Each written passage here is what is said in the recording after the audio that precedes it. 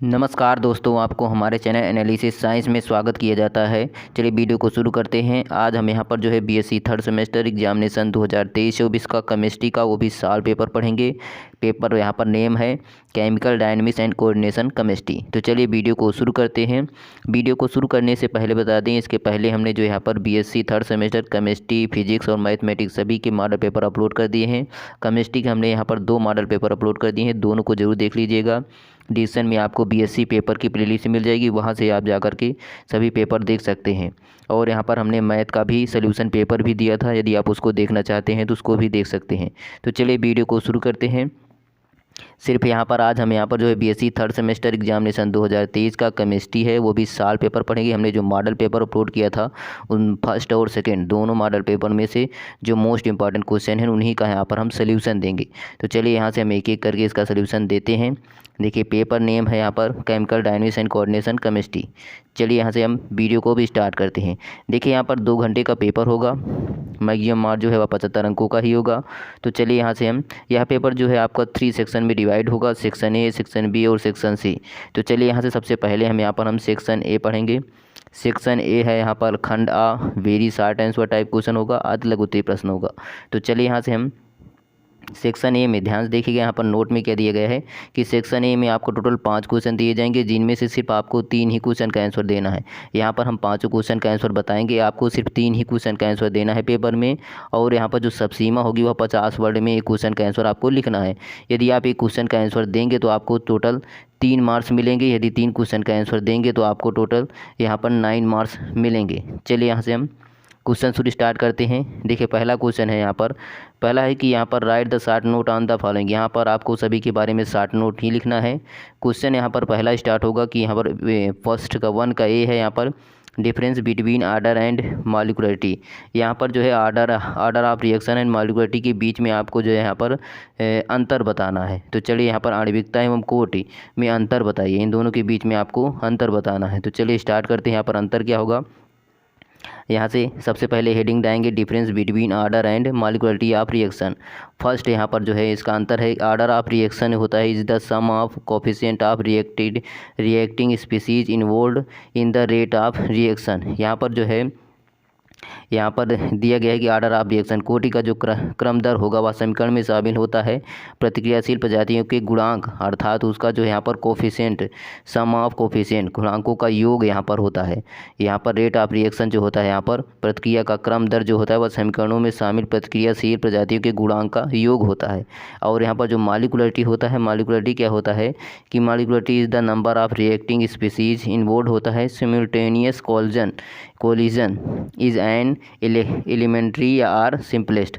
आणविकता जो होता है, यहाँ पर आणविकता प्राथमिक या सरलतम प्रतिक्रिया के साथ टकराव में शामिल प्रतिक्रियाशील प्रजातियों की संख्या होती है। यहाँ पर जो है नंबर होता है, बल्कि वह सभी कोफिशिएंट का गुणांकों का योग होता है। यहाँ पर जो है प्रजातियों की संख्या होती है। अब कुछ इसका दूसरा यहाँ पर अंतर है, order of reaction is determine किया जाता है एक्सपेरिमेंटली। यहाँ पर जो आर्डर ऑफ रिएक्शन होता है वह डिटरमाइन निर्धारित किया जाता है, एक्सपेरिमेंटली निर्धारित किया जाता है। बल्कि यहाँ पर जो मॉलिक्युलरिटी होता है, the concept of molecularity is a theoretical in nature होगा। यहाँ पर जो है वह थ्योरेटिकल नेचर होता है। यहाँ पर जो आर्डर ऑफ रिएक्शन होता है वह डिटरमाइन किया जाता है एक्सपेरिमेंटली, और मॉलिक्युलरिटी क्या होता है वह थ्योरेटिकल यहाँ पर इन नेचर होता है इसका। चलिए यहाँ पर अब तीसरा अंतर क्या है इसका, तीसरा अंतर है इट इज़ डिराइव्ड होता है फ्रॉम रेट ऑफ रिएक्शन। यह दर समीकरण से लिया गया है। यहाँ पर इसे डिराइव किया जाता है फ्रॉम रेट ऑफ रिएक्शन से। आर्डर ऑफ रिएक्शन को यहाँ पर डिराइव किया जाता है रेट ऑफ रिएक्शन से, और इट इज़ डिराइव किया जाता है यहाँ पर मॉलिक्युलरिटी को डिराइव किया जाता है मैकेनिज्म ऑफ रिएक्शन से। यह जो है प्रतिक्रिया के तंत्र से ही प्राप्त होता है, मैकेनिज्म ऑफ रिएक्शन से ही प्राप्त किया जाता है इसका। यहाँ पर तीसरा इसका अंतर हो गया। चौथा अंतर क्या है, यहाँ पर आर्डर ऑफ रिएक्शन में भी फ्रैक्शनल होता है इन सम केसेस में। यहाँ पर जो आर्डर ऑफ रिएक्शन होता है वह फ्रैक्शनल होता है सम कुछ केसेस में, लेकिन मॉलिक्युलरिटी ऑफ रिएक्शन होता है वह ऑलवेज होल नंबर होता है। यहाँ पर मॉलिक्युलरिटी ऑफ रिएक्शन क्या होता है वह ऑलवेज होल नंबर में ही होता है। अब यहाँ से इसका पांचवा अंतर क्या है, order of reaction can be zero होता है। आर्डर ऑफ रिएक्शन जो होता है वह जीरो होता है, प्रतिक्रिया का यहाँ क्रम जो है यहाँ पर शून्य हो सकता है, अर्थात कोट का जो क्रम होगा वह शून्य हो सकता है। बल्कि यहाँ पर जो molecularity of reaction can not be zero, यहाँ पर जो है मॉलिक्युलरिटी ऑफ रिएक्शन जो होता है वह कैन नॉट बी, वह कभी जीरो नहीं होगा। क्वेश्चन नंबर एफ है इसका, इसी का यहाँ पर 7वां आंसर है इसका। The reaction of order is अप्लाइकेबल होता है इन ऑल केमिकल रिएक्शन में। द रिएक्शन ऑफ ऑर्डर जो होता है वो अप्लाइकेबल किया जाता है इन ऑल केमिकल रिएक्शन में। यहाँ पर जो मॉलिक्युलरिटी होता है इज ओनली अप्लाई किया जाता है सिंपल रिएक्शन में, केवल यहाँ पर साधारण प्रतिक्रियाओं में ही लागू होता है इसका। अब यहाँ से देखिए इसका आंसर यहाँ पर समाप्त हो गया। क्वेश्चन नंबर भी है यहाँ पर degree of freedom. Degree of freedom का यहाँ पर स्वतंत्रता की कोटि क्या है, यहाँ पर इसके बारे में हमें शॉर्ट नोट्स लिखना है। देखिए यहाँ पर हिंदी और इंग्लिश दोनों में लिखा हुआ है कि पहला इसके डिफिनीशन में ही लिख लेंगे। The number of independent ways in which a molecules of gas can move is called the degree of freedom होता है। इट इज़ इंडिपेंडेंट होता है physical parameter in the formal description of state physical system में। The degree of freedom जो होता है वह refer किया जाता है to number of ways a molecule in the gas phase में मूव रोटेट या आर वाइब्रेट इन स्पेस में होता है। देखिए इसका परिभाषा है कि गैस का एक अणु जितने स्वतंत्र तरीकों से गति कर सकता है वहीं उसकी स्वतंत्रता की डिग्री होती है। यहाँ पर कह रहा है कि गैस का एक अणु जहाँ पर जितने स्वतंत्र तरीकों से गति कर सकता है उसी की स्वतंत्रता of degree. The number of independent ways in which a molecules of gas can move, जितनी तरीके से वह मूव कर सकता है इस कॉल्ड उसका डिग्री ऑफ फ्रीडम होता है। अब देखिए यहाँ पर यह किसी भौतिक प्रणाली की स्थिति में औपचारिक विवरण में यह एक स्वतंत्र भौतिक पैरामीटर होता है। यहाँ पर भौतिक पैरामीटर होता है। यहाँ पर इसका एक डिग्री ऑफ फ्रीडम का एक फार्मूला भी होता है। यहाँ पर हम फार्मूला बता दे रहे हैं, ये इसका फार्मूला होता है, इसमें या इसे ज्ञात किया जा सकता है डिग्री ऑफ फ्रीडम का। तो डिग्री ऑफ फ्रीडम का फार्मूला यहाँ पर होता है एफ इक्वल टू होता है यहाँ पर सी माइनस P+2, जहाँ पर होता है ये अब क्या है डिग्री ऑफ फ्रीडम होता है। इस फार्मूले को भी लिख सकते हैं आप इसमें। एफ इक्वल टू क्या होता है डिग्री ऑफ फ्रीडम, जहाँ पर सी क्या है कंपोनेंट है यहाँ पर आपका, और पी जो है यहाँ पर फेस है। तो यही होता है डिग्री ऑफ फ्रीडम, इसका निकाल सकते हैं। यहाँ पर कह रहा है एक भौतिक पैरामीटर है। और स्वतंत्रता की जो डिग्री से तात्पर्य होता है कि गैस चरण में एक अणुंतरिक्ष में कितने तरीक़ों से घूम सकता है या उसे कंपन कर सकता है, इसका मतलब यही होता है डिग्री ऑफ फ्रीडम का।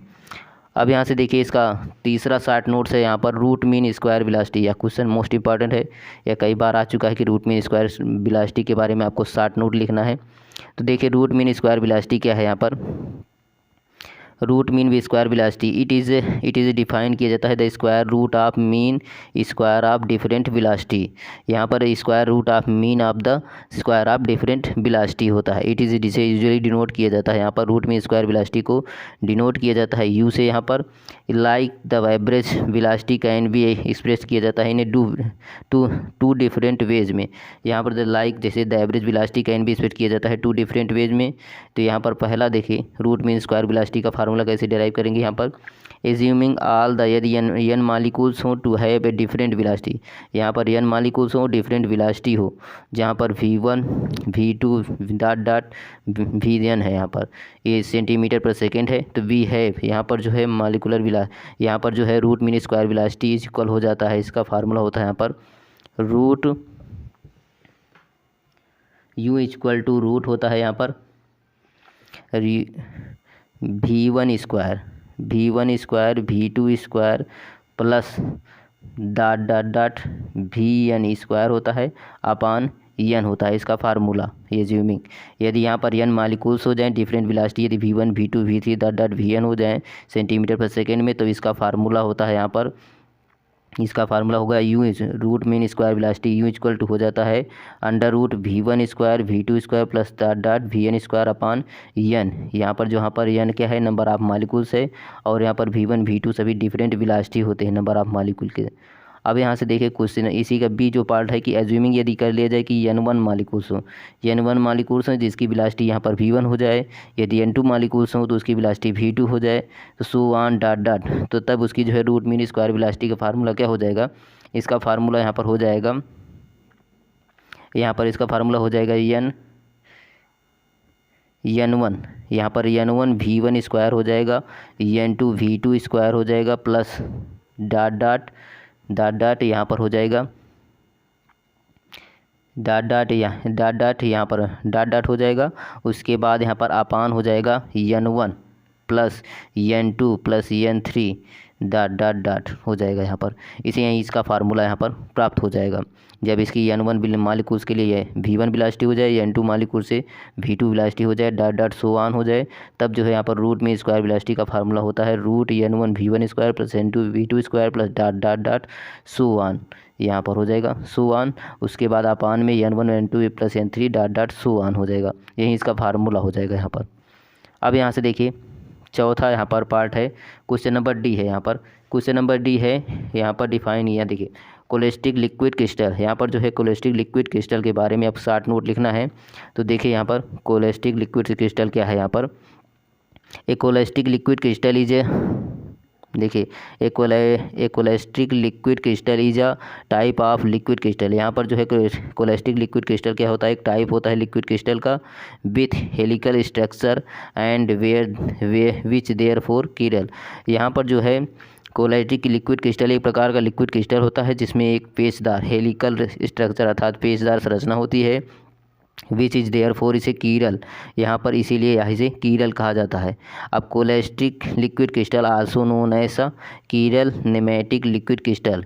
अब इसी कोलेस्टिक लिक्विड क्रिस्टल के को हम आल्सो नोन एज से हम कीरल नेमेटिक लिक्विड क्रिस्टल भी कहते हैं। They organise in a layer and they organise in layer with no positional ordering with layer but a direction. यहाँ पर डायरेक्शन एक्सिस विच वेरीज होता है, यहाँ पर लेयर होगा। अब यहाँ से देखिए इसका हिंदी में है कि यहाँ पर जो कोलेस्टिक लिक्विड क्रिस्टल है एक प्रकार का लिक्विड क्रिस्टल होता है जिसमें पेचदार संरचना होती है और इसमें यह कीरल होता है, यहाँ पर कीरल होता है। इसे कोलेस्टिक लिक्विड क्रिस्टल की जो कीरल नेमेटिक लिक्विड क्रिस्टल के रूप में भी जाना जाता है।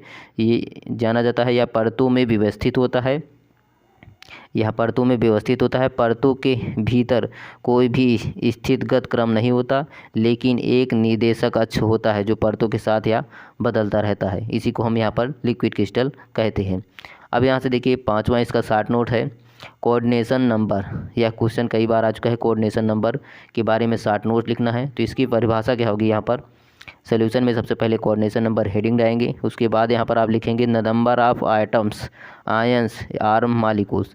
यहाँ पर जो है परमाणु आयन और molecules that a central atom or ion hold होता है its nearest neighbour in a complex या or coordination compound or in a crystal. परमाणुओं और आयनों अणुओं की संख्या जो केंद्रीय परमाणु या आयन की एक जटिल या समन्वय यौगिक या क्रिस्टल अपने निकटतम पड़ोसियों के रूप में रखता है, उसी को हम यहाँ पर कोऑर्डिनेशन नंबर कहते हैं। तो यहाँ पर देखिए the number of atom ions or molecules that central atom or ion hold होता है at its nearest neighbour in a complex या आर कोऑर्डिनेशन कंपाउंड या आर इन ए क्रिस्टल में। तो परमाणुओं आयनों या अणुओं की संख्या जो केंद्रीय परमाणु या आयन की एक जटिल या समन्वय यौगिक या इसे क्रिस्टल में अपने निकटतम पड़ोसियों के रूप में रखता है, उसी को हम यहाँ पर कोऑर्डिनेशन नंबर कहते हैं। देखिए यहाँ पर थस द मेटल आइटम है तो कोऑर्डिनेशन नंबर यदि 8 है तो देन कोऑर्डिनेशन कॉम्प्लेक्सेस इसका हो जाएगा यहाँ पर MOCN 8 4 निगेटिव हो जाएगा इसका फार्मूला, जिसका यहाँ पर कोऑर्डिनेशन नंबर 8 है। और एंड इसका होगा SrS2O 8 है 2 पॉजिटिव है, या इसका उदाहरण है यहाँ पर जब कोऑर्डिनेशन नंबर 8 होगा। यदि 7 हो जाए कोऑर्डिनेशन नंबर तो कॉम्प्लेक्स का फार्मूला ZrF7 3 निगेटिव। यही सब है कोऑर्डिनेशन नंबर जिसका 8 है उसका यहाँ पर कुछ फार्मूले यहाँ पर कुछ उसके एग्जाम्पल दिए गए हैं। तो यहाँ पर यदि कोऑर्डिनेशन 4 इन्हें कॉम्प्लेक्सेस हो जाए तो ZnCN4 2 निगेटिव होगा, CuCN4 3 निगेटिव होगा, यहाँ पर निकिल साइनाइड 4 निगेटिव भी होगा। अब यहाँ से देखिए यहाँ कोऑर्डिनेशन कंपाउंड चैप्टर से जो है आपका आईपीएसी नेम भी निकालने के लिए आता है। तो यहाँ पर लास्ट में इसका आईपीएसी नेम कुछ का यहाँ पर हम बता देंगे, क्योंकि यहाँ कई बार इसका आईपीएसी नेम भी पूछता है निकालने के लिए, कैसे आईपीएसी नेम निकाला जाता है। अब यहाँ से देखिए कुछ इंपॉर्टेंट है यहाँ पर है right the short notes on A ligand. Ligands के बारे में भी शॉर्ट नोट्स पूछता है। इसका यहाँ पर हमने दूसरे मॉडल पेपर से क्वेश्चन है कि लिगेंड्स के बारे में आप लिखिए। यहाँ पर लिगेंड्स के बारे में देखिए शॉर्ट नोट्स क्या होगा। Ligands is an or molecules होता है यहाँ पर which binds to the central metal atom to form coordination entity या आर कॉम्प्लेक्स कंपाउंड। लिगेंड या एक आयन या परमाणु हो जो केंद्रीय धातु परमाणु से जुड़ करके एक समन्वय यौगिक या जटिल यौगिक बनाता है, उसी को हम लिगेंड्स कहते हैं यहाँ पर।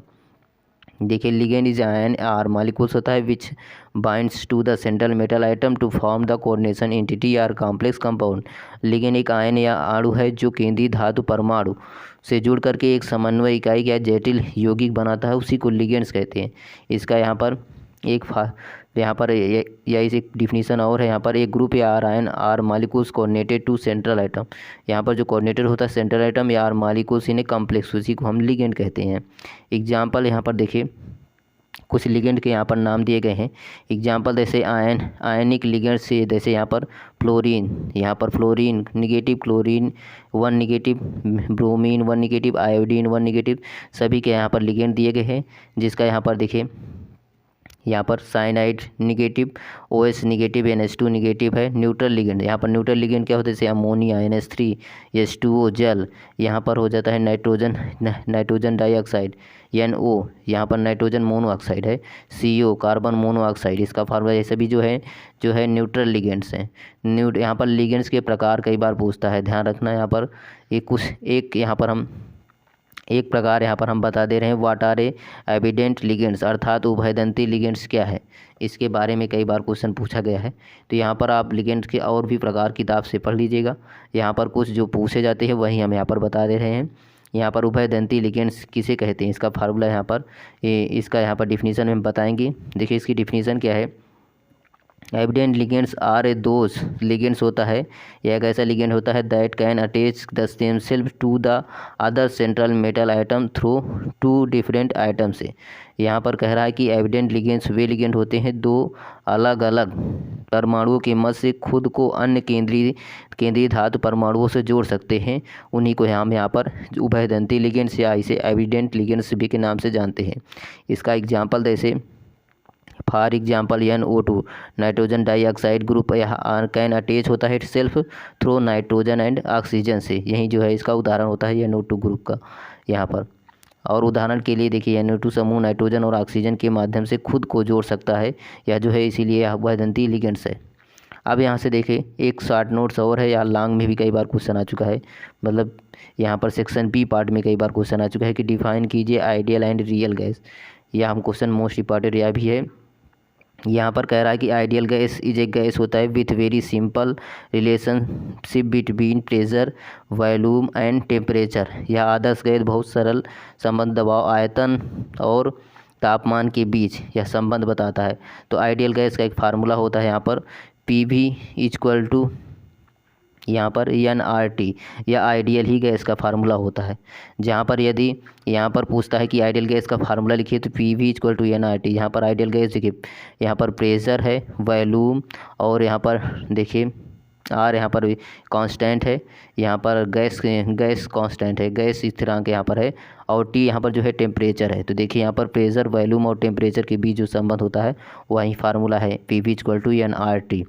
और यहाँ पर जो है कई बार आइडियल गैस वह 1 मॉलिक्यूल्स के लिए जब यहाँ पर n इक्वल टू 1 रख देते हैं, इसका फार्मूला क्या हो जाता है n इक्वल टू, यदि 1 मॉलिक्यूल्स के लिए पूछता है आइडियल गैस का इक्वेशन, तो यहाँ पर PV इक्वल टू इसका RT फार्मूला हो जाएगा। यहाँ पर NRT था, n के स्थान पर आप 1 रख देंगे तो यहाँ पर 1 यहाँ पर हट जाएगा, तो PV इक्वल टू RT इसका फार्मूला हो जाएगा।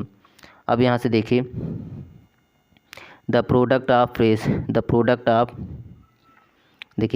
The product of pressure and the volume of ideal gas is directly proportional होता है number of molecules and absolute temperature. अर्थात कह रहा है कि यहाँ पर जो PV यहाँ पर प्रेशर और वॉल्यूम होता है वह डायरेक्टली प्रोपोर्शनल होता है किसके, number of molecules and NRT number of molecules के लिए और यहाँ पर टेम्परेचर के लिए। अर्थात कह रहा है कि इसका फार्मूला यहाँ पर डायरेक्टली प्रोपोर्शनल, प्रेशर और वॉल्यूम इज डायरेक्टली प्रोपोर्शनल होता है N और T कि यहाँ पर कह रहा है डायरेक्टली प्रोपोर्शनल होता है number of moles of the gas and absolute temperature के, यही प्रोपोर्शनलिटी हटता है। तो यहाँ पर PV इक्वल टू यहाँ पर NRT आ जाता है, जहाँ R एक कांस्टेंट है। अब यहाँ से देखिए इसका मतलब हिंदी में दिया गया है कि आदर्श गैस के दबाव और आयतन का गुणनफल जो होता है वह सीधे गैस के मोलों की संख्या और निरपेक्ष तापमान के समानुपाती होता है। यही कह रहा है कि PV इक्वल टू क्या होता है, वह डायरेक्टली प्रोपोर्शनल होता है N और T के। इन एन आइडियल गैस, देखिए in an ideal gas pressure is directly proportional होता है टेम्परेचर के, यहाँ पर प्रेशर डायरेक्टली प्रोपोर्शनल होता है और टेम्परेचर के। एक आदर्श गैस में दबाव सीधे व तापमान के ही समानुपाती होता है। अब यहाँ पर देखिए रियल गैस क्या है, रियल गैस के भी बारे में पूछता है। The terms of real gas usually refer करता है to gas that does not behave like an ideal gas, या आइडियल गैस की तरह नहीं होता है, डज नॉट बिहेव नहीं करता। Their behaviour can be explained by the interaction between gaseous molecules, यहाँ पर जो है इनका व्यवहार यह गैसीय अणुओं के बीच परस्पर, गैसीय अणुओं के बीच जो परस्पर होता है क्रिया के द्वारा ही होता है, इंटरेक्शन होता है बिटवीन गैसियस मॉलिक्यूल्स के लिए। These intermolecular interaction between gas particles is the reason होता है why real gas do not adhere to ideal gas law, यह आइडियल गैस लॉ की तरह नहीं होता है, यही कह रहा है यहाँ पर। देखिए यहाँ पर हिंदी में लिखा गया है कि वास्तविक गैस आमतौर पर एक ऐसी गैस को यहाँ पर संदर्भित करता है कि अदर गैस की तरह वह व्यवहार नहीं करती। इनकी व्यवहार जो है गैसीय अणुओं के जो बीच यहाँ पर इंटरेक्शन, यहाँ पर गैसीय अणुओं के बीच परस्पर क्रिया के द्वारा समझाया जा सकता है। गैस कणों के बीच ये आंतरिक यहाँ पर अंतर आणविक अंतःक्रिया ही कारण होता है इसका। यहाँ पर ये वास्तविक गैस आदर्श गैस के नियम का पालन नहीं करता। यहाँ पर जो रियल गैस कह रहा है वह जो है आदर्श गैस अर्थात आइडियल गैस के नियम का पालन नहीं करता, यही कह रहा है। देयरफॉर इसलिए real gas can be define करता है non ideal gas whose molecules जिसका occupy a given amount of space have the ability to interact with each other. वास्तविक गैस को गैर आदर्श गैस के रूप में परिभाषित किया जा सकता है अर्थात नॉन आइडियल गैस के जिनके अणु एक निश्चित मात्रा में स्थान घेरते हैं और एक दूसरे के साथ बातचीत करने के लिए क्षमता रखते हैं अर्थात एबिलिटी इंटरेक्ट, दोनों से जुड़ने के लिए यहाँ पर ये क्षमता रखते हैं, इंटरेक्ट करते हैं यहाँ पर। अब यहाँ से देखिए रियल गैस का भी एक फार्मूला होता है यहाँ पर P इक्वल टू यहाँ पर P A/V² V-P equal to RT, इसका फार्मूला होता है। यहाँ पर आगे हम बताएंगे इसके रियल गैस के बारे में। P इक्वल टू P-A/V², यहाँ पर V-B इक्वल टू RT इसका फार्मूला होता है। अब यहाँ से देखिए सेक्शन बी स्टार्ट करते हैं। देखिए यहाँ पर सेक्शन बी है खंडबाज शॉर्ट आंसर टाइप क्वेश्चन, लघु उत्तरीय प्रश्न है।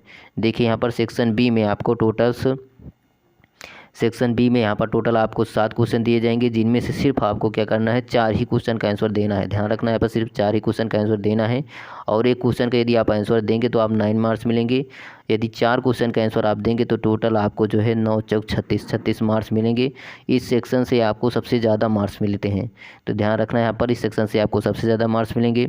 और इनकी जो सब सीमा होती है 225 शब्दों में आपको एक क्वेश्चन का आंसर देना है। देखिए पहला क्वेश्चन है यहाँ पर डिराइव कीजिए कैपरॉन के यहाँ पर क्लैसियस कैपरॉन इक्वेशन। कैपरॉन क्लासियस इक्वेशन आपको यहाँ पर क्लैसियस कैपरॉन इक्वेशन होगा, इसे यहाँ पर इसके बीच में यहाँ पर होगा ये वाला। तो क्लैसियस कैपरॉन इक्वेशन का यहाँ पर हमें डिराइव करना है, यह मोस्ट इंपॉर्टेंट क्वेश्चन है। तो चलिए यहाँ से इसका डेरिवेशन लगाते हैं। देखिए Clausius Clapeyron equation is derived the thermodynamic principle, यहाँ पर जो है थर्मोडायनेमिक प्रिंसिपल पर कार्य करता है। डिराइव किया जा सकता है a substance goes from phase 1 to phase 2 during the phase transition along the phase boundary of 2 phase or equilibrium हो जाए, देन तब स्पेसिफिक गिव्स फ्री एनर्जी जी, यहाँ पर जो है जी क्या है स्पेसिफिक फ्री एनर्जी है आर ए इक्वल हो जाता है यहाँ पर G1 P और T equal to G2 of P। यहाँ पर इसका मतलब लिखा गया है कि यहाँ पर है G1 क्या है यहाँ पर गिव्स फ्री एनर्जी है और P यहाँ पर प्रेशर है, T टेम्परेचर है और G2 यहाँ पर स्पेसिफिक गिव्स फ्री एनर्जी आर इक्वल होगा यहाँ पर G P एंड T। अब यहाँ पर देखिए इसी इक्वेशन में आगे suppose there is a change of temperature from, यदि टेम्परेचर चेंज होता है तो T equal to T plus DT है and corresponding change in a pressure, जहाँ पर प्रेशर P यहाँ पर जो प्रेशर है वह चेंज होगा, यहाँ पर P प्लस DP हो जाएगा। जैसे टेम्परेचर T प्लस DT है, T से क्या हो गया T से T प्लस DT, वैसे प्रेशर यहाँ पर P से P प्लस DP हो जाएगा। तब the gives free energy of phase 2 will be change हो जाता है by same amount of that phase 1 में। यहाँ पर जो है द गिव्स फ्री एनर्जी हुआ फेज 2 विल बी चेंज हो जाता है सेम अमाउंट ऑफ फेज 1 में, अर्थात इक्वल टू यहाँ पर हो जाएगा यहाँ पर गिब्स फ्री एनर्जी जब चेंज होगा तो यहाँ पर dg1 इक्वल टू क्या हो जाएगा, यहाँ पर dg1 इक्वल टू dg2, जहाँ पर गिब्स क्या है, जी क्या है, गिब्स फ्री एनर्जी है। अब यहाँ से देखिए, अब यहाँ से the specific Gibbs free energy जो फंक्शन होता है टेम्परेचर एंड प्रेशर का। यहाँ पर जो गिब्स फ्री एनर्जी है, ये गिब्स फ्री एनर्जी जो फंक्शन हो जाता है टेम्परेचर एंड प्रेशर का, तो we can write D G as follow.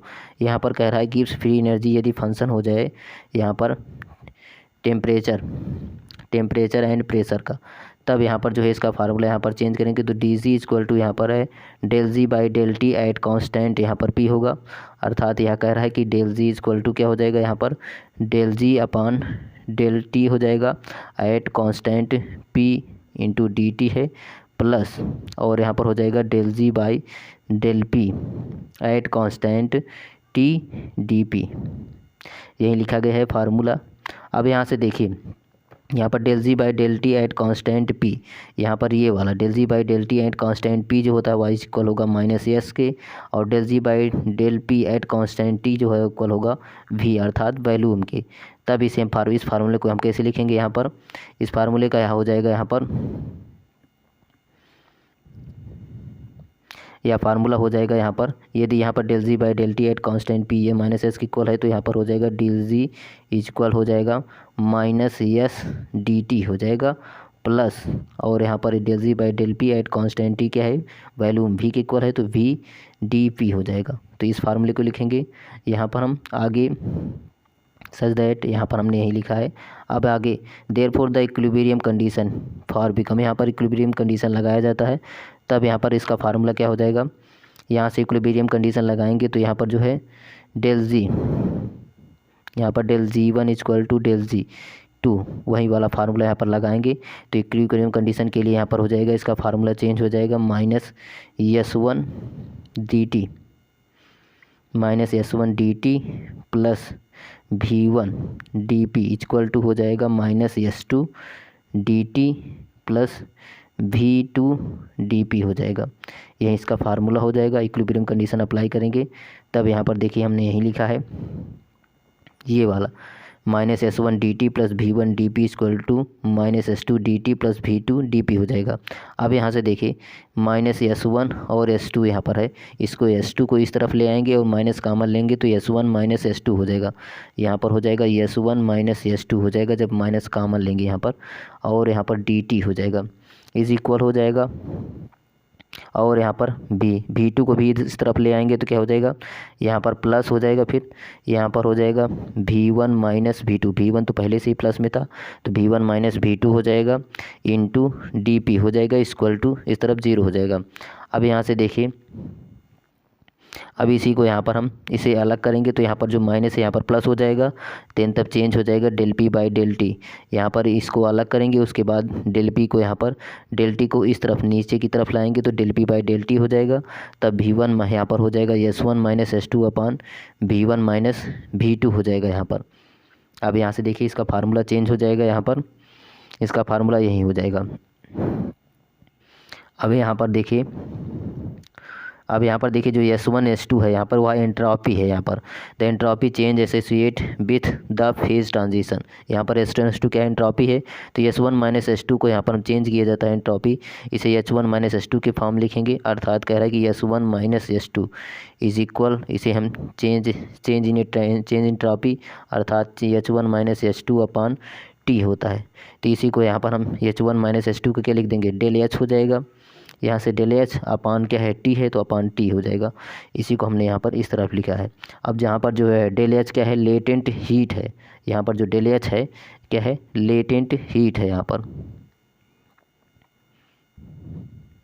Latent heat है। अब इसी को हम फार्मूले को इस तरफ लिख देंगे तो यहाँ पर चेंज हो जाएगा। अब इसी फार्मूले को जो हमने यहाँ पर माना है इसी इक्वेशन में यहाँ पर हम पुट कर देंगे, इसी इक्वेशन में हम पुट कर देंगे तो यहाँ पर सिंपली हमें फार्मूला क्या हो जाएगा, del P by del T यहाँ पर फार्मूला हो जाएगा। यहाँ पर S one minus S two का del H by del T लिख देंगे, यहाँ पर del H by del T हो जाएगा, और यहाँ पर V one minus V two का क्या हो जाएगा, यहाँ पर डेल वी हो जाएगा। यहाँ पर इसका मान डेल वी हो जाएगा। यही एक फार्मूला हो जाएगा और इसी फार्मूले को ही हम क्या कहते हैं, यहाँ पर हम इसी फार्मूले को हम क्लैसियस-कैपरॉन इक्वेशन कहते हैं। जो यहाँ पर फार्मूला प्राप्त हुआ, इसी फार्मूले को हम क्लैसियस-कैपरॉन इक्वेशन कहेंगे। यहाँ पर this above expression is generalised form the Clausius Clapeyron equation है। अब यहाँ पर जो है फेज़ 1 हमने फेज़ 2 जो लिया था उसका यहाँ पर वेन जो 1 है यहाँ पर वह लिक्विड था और फेज़ 2 जो था वह गैस था। तो डेल एच यहाँ पर क्या है, डेल एच इक्वल टू यहाँ पर del H capital vapour is a latent heat of vaporisation है। अब यहाँ से वेन जब 1 इज सॉलिड होगा 2 लिक्विड होगा तब यहाँ पर del H equal to del H F S is a latent heat of fusion हो जाएगा। यही हमने लिखा था। अब यहाँ पर देखिए यह क्वेश्चन मोस्ट इंपॉर्टेंट है, तो इससे कई बार सवाल भी आती है, लेकिन यहाँ पर आपको जो है इसका डेराइव जरूर याद रखना है। इसको यहाँ पर या पेपर में कई बार आ चुका है। अब यहाँ से क्वेश्चन नंबर बी है, यहाँ पर discuss the phase diagram of water system. यह क्वेश्चन कई बार आता है यहाँ पर। इसके बारे में हम यहाँ पर देखिए फेज डायग्राम के बारे में आप क्या लिखेंगे। फेज डायग्राम क्या है, the plot which show how जब वेरियस फेज इक्विलिब्रियम, यहाँ पर equilibrium depending on the various factor like as जैसे टेम्परेचर।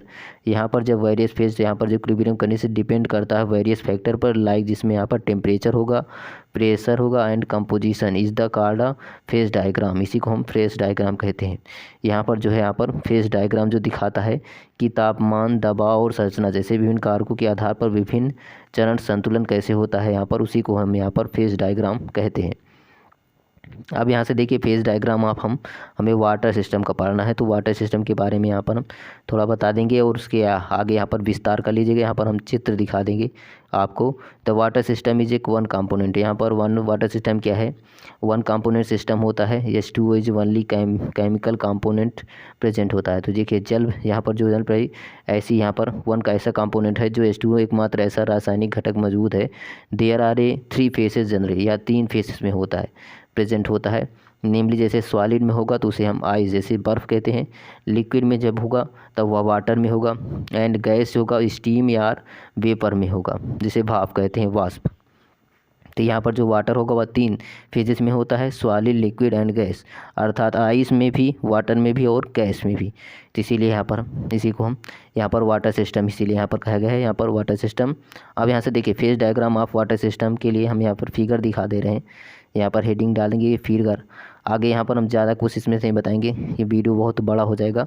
तो फेज डायग्राम का आपको फिगर ज़रूर बता देना है। तो फिगर आपको देखिए टेम्परेचर और ध्यान रखना है, यहाँ पर टेम्परेचर और प्रेशर के बीच में बनाना है। फिगर आपका इसी तरह बनेगा। यहाँ पर मेल्टिंग पॉइंट कर्व होगा, वाइब्रेशन कर्व होगा, यहाँ पर सब्लिमेशन कर्व है और वाटर वेपर है। यहाँ पर 100 डिग्री सेल्सियस पर 1 atm यहाँ पर दिए गए हैं। 100 डिग्री सेल्सियस वाटर वेपर होगा। अब यहाँ से आगे यहाँ पर वाटर इस तरफ है, यहाँ पर ये आइस है और यहाँ पर ये वाटर वेपर जहाँ पर गैस है। अब ये आपको इसी तरह चित्र यहाँ पर बनाना होगा। अब यहाँ से देखिए क्वेश्चन नंबर बी क्या है। क्वेश्चन नंबर बी इसी का यहाँ पर इसमें से हम बी ऑलरेडी 2 क्वेश्चन पढ़े, सी होगा यहाँ पर, इसका यहाँ पर सी बना लीजिएगा। See what is a collision number explain. Collision number के बारे में संघट्ट संख्या क्या है, या इसे टकराव संख्या भी कहते हैं। संघट्ट संख्या क्या है, इसे व्याख्या करें, यहाँ पर एक्सप्लेन करना है। तो कोलिजन नंबर क्या है, यहाँ पर देखिए कोलिजन नंबर सोल्यूशन में डालेंगे। कोलिजन नंबर है the number of molecules with which a single molecules will collide per unit time per unit volume of a gas is called collision number. यहाँ पर जो है पर यूनिट वॉल्यूम देखें, gas के प्रति इकाई आयतन में एक अणु प्रति इकाई समय में जिन अणुओं से यहाँ पर टकराव होता है उसी की संख्या। यहाँ पर जो अणुओं के बीच टकराव होता है कोलाइड होता है पर यूनिट टाइम और पर यूनिट वॉल्यूम में of the gas is called, उसी को हम यहाँ पर संघट्ट संख्या, इसे टकराव संख्या भी कहते हैं। तो यहाँ पर गैस के प्रति इकाई आयतन में एक अणु प्रति इकाई समय में जिन अणुओं से यह टकराएगा उनकी संख्या ही क्या होती है, उसकी संघट्ट संख्या या टकराव संख्या होती है। इसका फार्मूला होता है कोलिजन नंबर का, यहाँ पर इट इज़ गिवन बाय यहाँ पर Z1 इक्वल टू, जहाँ पर कोलिजन नंबर को हम Z1 से डिनोट करते हैं। Z1 इक्वल टू होता है √2 पाई सिग्मा C रो, यहाँ पर होगा रो, जहाँ पर Z1 क्या है कोलिजन नंबर है और सिग्मा क्या है यहाँ पर डायमीटर ऑफ मॉलिक्यूल्स होता है। C क्या होता है यहाँ पर एवरेज वेलोसिटी है, यहाँ पर C बार होगा एक्चुअली, यहाँ पर C बार यहाँ पर एवरेज वेलोसिटी है। अब यहाँ से देखिए, जहाँ पर रो क्या है, नंबर ऑफ मालिक्यूल्स होता है पर यूनिट वॉल्यूम ऑफ गैस। जहाँ पर रो क्या है, नंबर ऑफ मालिक्यूल्स होता है पर यूनिट वॉल्यूम ऑफ गैस। कई बार यहाँ पर हमने यहाँ पर कोलिजन नंबर का डिफिनीसन दिया है। कई बार इसका स्टार्ट नोट पूछ लेता है, कोलिजन डायमीटर और कोलिजन फ्रीक्वेंसी, इन दोनों की डिफिनीसन हम यहाँ पर इसी पार्ट में बता दे रहे हैं। देखिए, कोलिजन डायमीटर क्या होता है। कोलिजन इज एक इवेंट होता है विच centre of two identical molecules come with A distance from one other. यहाँ पर जो है देखिए, डायमीटर क्या होता है, यहाँ पर ये इसमें यहाँ पर ये जो यहाँ पर इनके बीच की दूरी है, यही इसका कोलिजन डायमीटर होता है। कोलिजन डायमीटर को हम सिग्मा से यहाँ पर डिनोट करते हैं, तो सिग्मा से डिनोट्स करते हैं।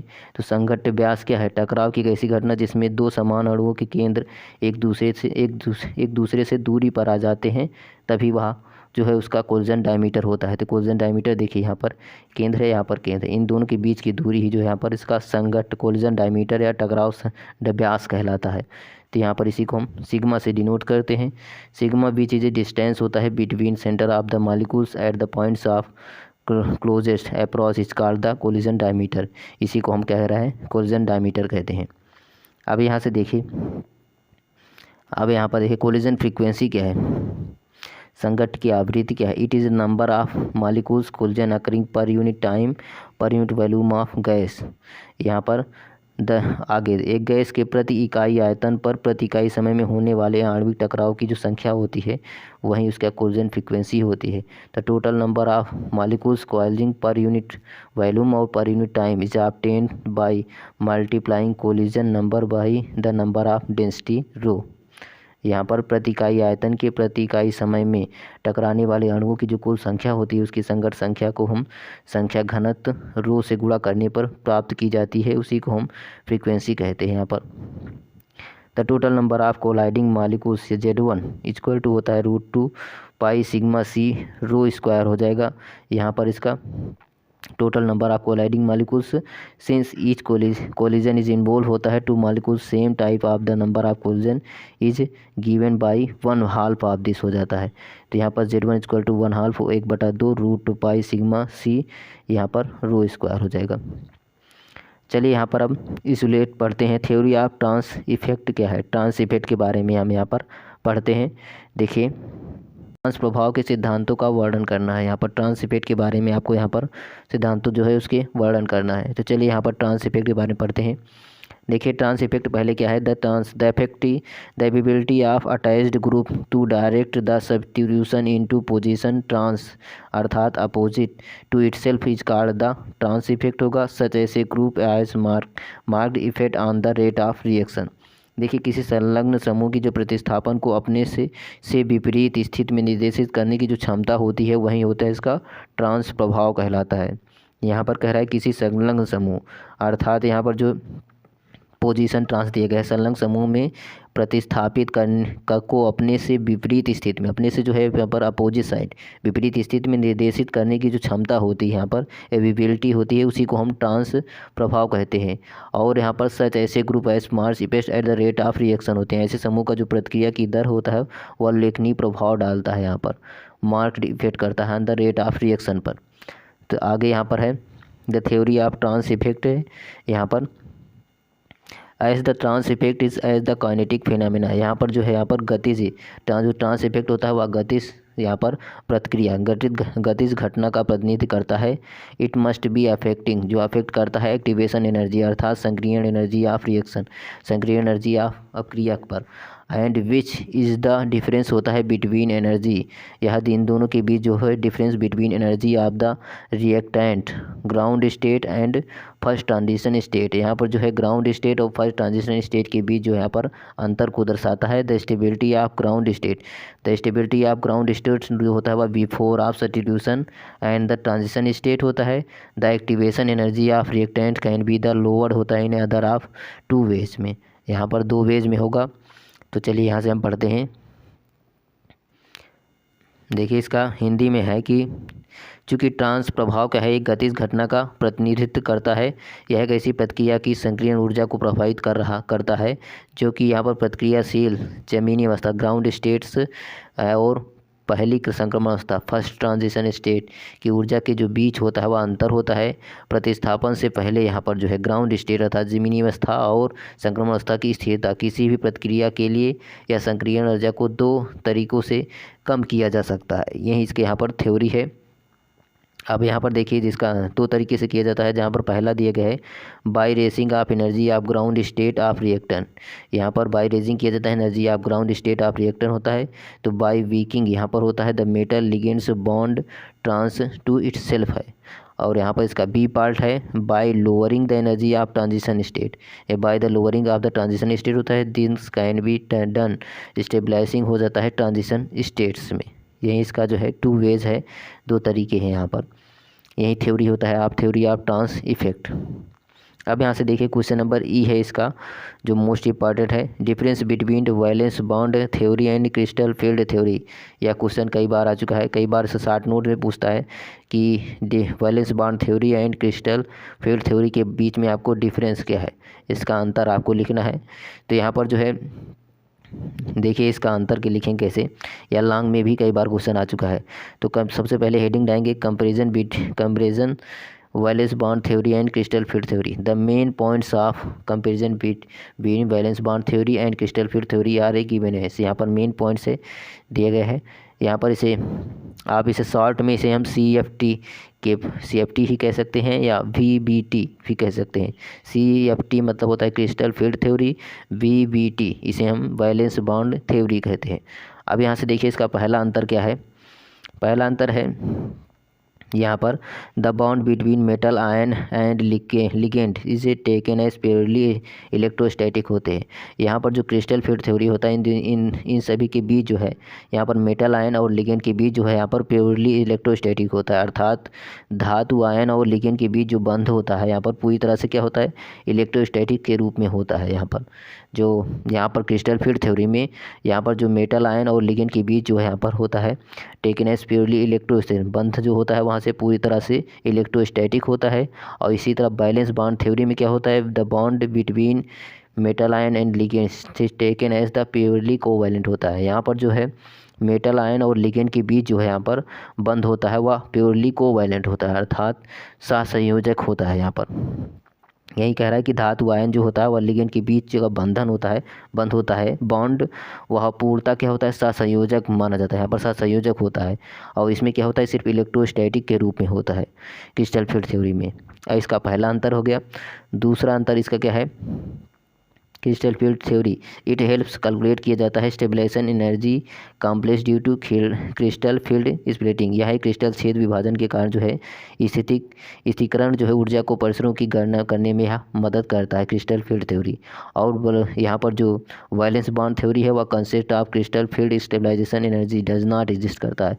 यहाँ पर जो है क्रिस्टल फील्ड स्टेबलाइजेशन एनर्जी हो यहाँ पर डज नॉट एग्जिस्ट करता है, जो वैलेंस बॉन्ड थ्योरी में यह अवधारणा नहीं होती, मौजूद नहीं होती। इसमें क्रिस्टल क्षेत्र स्थितीकरण ऊर्जा की अवधारणा जो होती है यहाँ पर वैलेंस बॉन्ड थ्योरी में नहीं होती, डज नॉट एग्जिस्ट हेयर।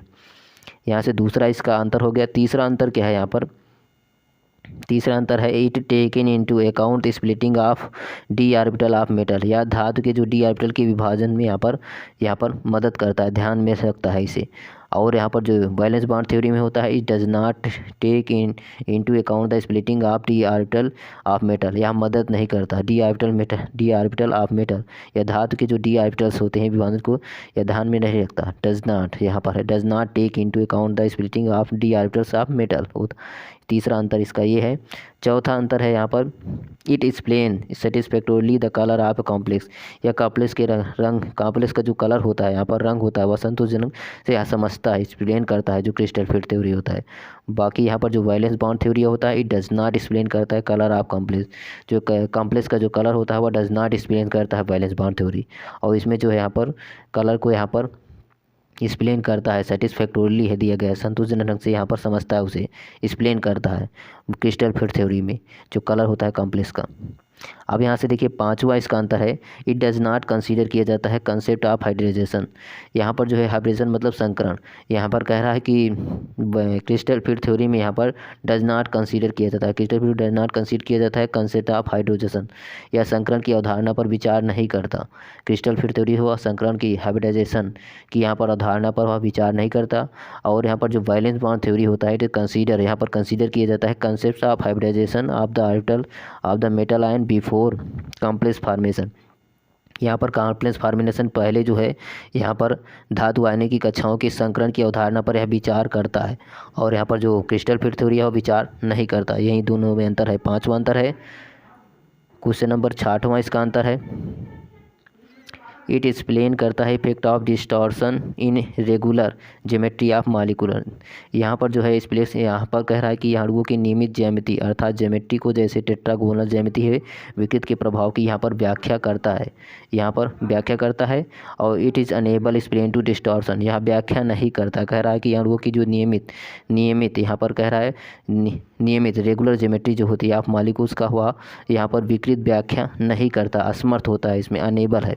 बाकी इसमें जो है क्रिस्टल फील्ड थ्योरी में इसका एक्सप्लेन करता है और वैलेंस बॉन्ड थ्योरी में इसका एक्सप्लेन नहीं करता है। क्वेश्चन नंबर एफ है, देखिए यहाँ पर क्वेश्चन नंबर एफ है, डिफाइन कीजिए equilibrium constant and right the unit of equilibrium constant. यहाँ पर जो है इक्विलिब्रियम कांस्टेंट को जो है डिफाइन करना है और जो यूनिट होता है इक्विलिब्रियम कांस्टेंट का उसका यूनिट भी लिखना है। तो चलिए यहाँ से हम क्वेश्चन पढ़ते हैं। देखिए सोल्यूशन में सबसे पहले लॉ ऑफ इक्विलिब्रियम कांस्टेंट ही लिखेंगे। यहाँ पर देखिए लॉ ऑफ केमिकल इक्विलिब्रियम से ही इक्विलिब्रियम कांस्टेंट यहाँ पर ज्ञात किया जाता है। सबसे पहले क्या करेंगे, कंसीडर द रिएक्शन, यहाँ पर हम एक रिएक्शन कंसीडर करेंगे जहाँ पर लिखेंगे ए देखिए small A capital A plus small B capital B stand to C capital small C and capital C plus D capital D. इस इक्वेशन को यहाँ पर हम लिखेंगे। अब यहाँ से देखिए रेट ऑफ फॉरवर्ड रिएक्शन, सबसे पहले रेट ऑफ फॉरवर्ड रिएक्शन ज्ञात करेंगे। तो रेट ऑफ फॉरवर्ड रिएक्शन क्या हो जाएगा, R1 इक्वल टू K1, यहाँ पर K1 ब्रैकेट में कैपिटल A की power A and into capital B की पावर B हो जाएगा इसका फॉरवर्ड रिएक्शन। और रेट ऑफ बैकवर्ड रिएक्शन, अब यहाँ पर देखिए कई बार क्वेश्चन पूछता है कि अपक्रिया की दर को परिभाषित कीजिए। यही होता है यहाँ पर आपका जो ये इक्वेशन है, यही होता है अपक्रिया का दर। आपको परिभाषित करने के लिए यही इक्वेशन लिखना है और इसको यहाँ पर इस तरह लिखना है, रेट ऑफ फॉरवर्ड रिएक्शन और रेट ऑफ बैकवर्ड रिएक्शन लिखेंगे। यही इसकी जो है यहाँ पर अपक्रिया की दर होती है, रेट ऑफ रिएक्शन यही होता है।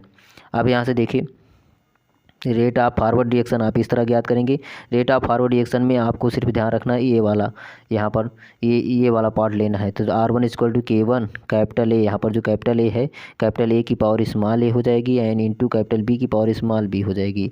अब यहाँ से रेट ऑफ बैकवर्ड रिएक्शन में यहाँ पर रिएक्टेंट यहाँ प्रोडक्ट वाला पार्ट लेंगे। तो यहाँ पर जो है R2 इक्वल टू हो जाएगा, यहाँ पर R2 इक्वल टू हो जाएगा R2 इक्वल टू K2 और यहाँ पर कैपिटल C की पावर C हो जाएगा, यहाँ पर इनटू कैपिटल D की पावर कैपिटल D लिख देंगे। अब यहाँ से देखिए इसी इक्वेशन को, इस दोनों इक्वेशन को लिखने के बाद आपको यहाँ पर ये रेट ऑफ फॉरवर्ड रिएक्शन, इसी को हम रेट ऑफ बैकवर्ड रिएक्शन, इसे इक्वेशन नंबर फर्स्ट और सेकंड आप मान लेंगे। अब यहाँ से देखिए सिंस एट इक्विलिब्रियम कंडीशन लगाते हैं। यहाँ पर सिंस एट इक्विलिब्रियम कंडीशन हो जाए तो then R1 rate of forward reaction क्या होता है, इक्वल हो जाता है रेट ऑफ बैकवर्ड रिएक्शन के लिए इक्वल हो जाएगा। तो R1 इक्वल टू R2 हो जाएगा। यहाँ पर जो R1 इक्वल टू R2 दिया गया है, यहाँ पर ये वाला इक्वल हो जाएगा इसके, अर्थात R1 इक्वल टू R2 है तो यहाँ पर ये वाला इक्वल हो जाएगा इसके इक्वल हो जाएगा। अब यहाँ पर इट फॉलो दैट्स यहाँ पर K1 इक्वल टू, इसे लिखेंगे इक्वल लिखने के बाद K1 यहाँ पर कैपिटल A की power A and capital B की पावर B लिखेंगे इसको। अब यहाँ पर देखिए इसको लिख लेंगे K1 कैपिटल A की पावर A हो जाएगा एंड इंटू कैपिटल B की पावर B इक्वल टू हो जाएगा K2 एंड कैपिटल C की power C equal to capital D की पावर D हो जाएगा। अब यहाँ से देखिए, अब यहाँ से जो K2 है, यहाँ पर K2 को इस तरफ ले आएंगे तो यहाँ पर K1 अपान K2 हो जाएगा और यहाँ पर इसको यहाँ पर इस तरफ मल्टीप्लाई में इसको इस तरफ कर देंगे, यहाँ पर डिवाइड में हो जाएगा। तो इसी तरह हमने यहाँ पर लिखा है सिंपली। देखिए इसको यहाँ पर लिखेंगे तो हमें सिंपली क्या हो जाएगा, K1 अपान K2 हो जाएगा। यहाँ पर देखिए यहाँ पर K1 अपान K2 हो जाएगा इक्वल टू हमें प्राप्त हो जाएगा यहाँ पर कैपिटल C कैपिटल सी की power C into capital D की पावर, यहाँ पर डी अपान हो जाएगा कैपिटल ए की पावर, यहाँ पर कैपिटल ए की पावर ए हो जाएगा इंटू कैपिटल बी की पावर, यहाँ पर बी हो जाएगा। और यहाँ पर यह इक्वल होता है के सी के इक्वल होता है, यहाँ पर वो भी इसे हम के सी के इक्वल लिख देंगे। यहाँ पर जो K1 अपान K2 है इसे के सी के इक्वल लिख देंगे। अब इसी को हम इक्विलिब्रियम कांस्टेंट ही कहते हैं। यहाँ पर जो के सी है, यहीं जो के सी आता है यहीं इक्विलिब्रियम कांस्टेंट होता है। अब यहाँ पर देखिए हमने यही लिखा है आगे, इसी को हम यहाँ पर के सी जी इक्विलिब्रियम कांस्टेंट कहते हैं। The ratio of rate constant of forward reaction to the rate constant of backward reaction should be is constant होगा and is called the equilibrium constant. यही इसकी डिफिनीशन हो गई। यहाँ पर देखिए ये K1 क्या है, यहाँ पर रेट कांस्टेंट होता है। यहाँ पर रेट कांस्टेंट है वो भी फॉरवर्ड रिएक्शन का, और यहाँ पर K2 क्या है, रेट कांस्टेंट होता है वह बैकवर्ड रिएक्शन का। इन दोनों के इक्वल जो कांस्टेंट आता है वही होता है इक्विलिब्रियम कांस्टेंट। इसीलिए यहीं इसकी डिफिनीशन यही हो जाएगी आपकी इक्विलिब्रियम कांस्टेंट की। The ratio of rate constant of forward reaction to the rate constant of backward reaction should be एक कांस्टेंट प्राप्त होगा, इस कॉल्ड द, उसी को हम इक्विलिब्रियम कांस्टेंट कहते हैं। अब यहाँ से देखिए यूनिट ऑफ इक्विलिब्रियम कांस्टेंट का यूनिट क्या होगा। The equilibrium of constant is the ratio होता है concentration raise to the stoichiometric coefficient, therefore the unit of equilibrium constant.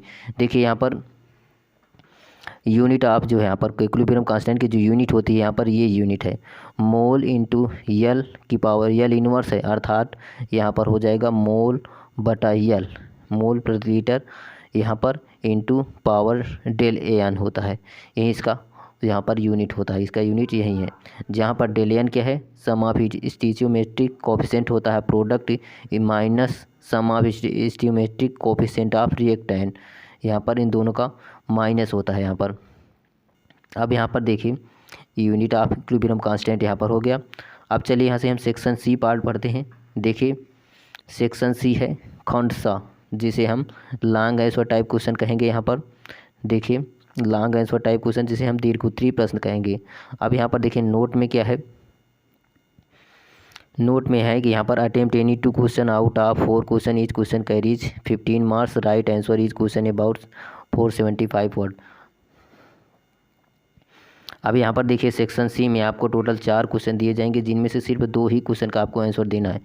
यदि आप एक क्वेश्चन का आंसर देंगे तो आपको 15 मार्क्स मिलेंगे, यदि आप 2 क्वेश्चन का आंसर देंगे तो टोटल आपको 30 मार्क्स मिलेंगे।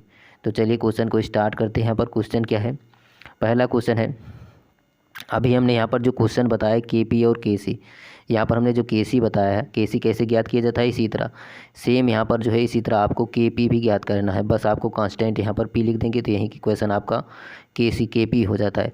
तो यहाँ पर एक क्वेश्चन इसी से रिलेटेड आता है कि KP और KC के बीच में संबंध ज्ञात कीजिए, लॉन्ग में क्वेश्चन पूछता है। तो चलिए इसका रिलेशन ज्ञात करते हैं। यहाँ पर इसका रिलेशन पूछता है, तो यही रिलेशन है आपका सेक्शन बी में, इसका लॉन्ग क्वेश्चन हमने यहाँ पर ले लिया है। Derive the relation between KP and KC।